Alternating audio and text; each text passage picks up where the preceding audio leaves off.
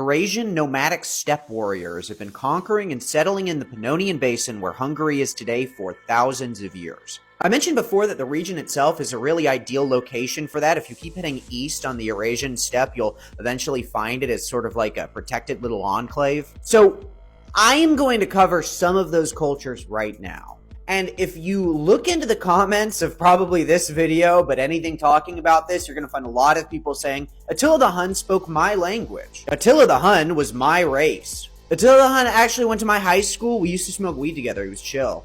And dear listener, I am telling you right now, they're all lying to you.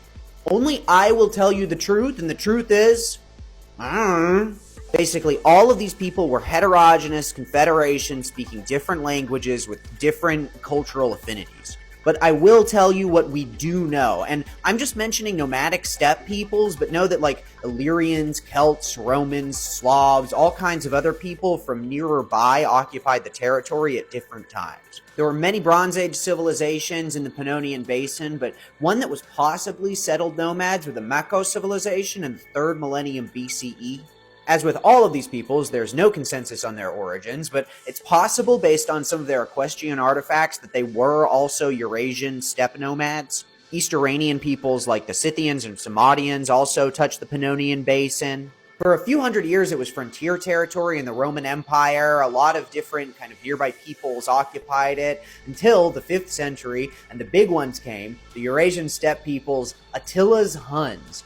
So I want to be as clear as possible. We don't know what the Huns were. We know that several sources at the time described Germanic Gothic language being spoken among their confederation, but there was also an additional Hunnic language that was described, of which we know like 3 words. Was it Turkic, Siberian, Iranian, Uralic? Maybe. Go wild. And were the Huns who attacked Rome the same as the Xiongnu who attacked China? Incredibly contentious question with arguments on both sides. We just simply don't know. If anything, they were very unrelated, but were part of a kind of civilizational continuity comparable to the difference between the Roman Caesar and the Russian Tsar. The Gepids, the remnants of the Huns, were overtaken by the Avars after an ill-conceived alliance with Rome. And we don't know what the Avars spoke either. It could have been one of the several languages listed above, or something as distant as a Tungusic language similar to Manchurian. But after the Avar Khaganate disintegrated, the territory was more or less split between the Franks and the Bulgarian Empire. The Bulgarians were another steppe people too, this one Turkic, who had settled basically to the south of Pannonia. It was at this time that the Hungarians arrived.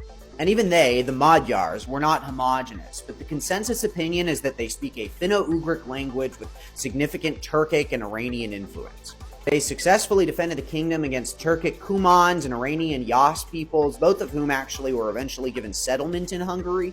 They barely defended against the Mongols, but eventually staved them off.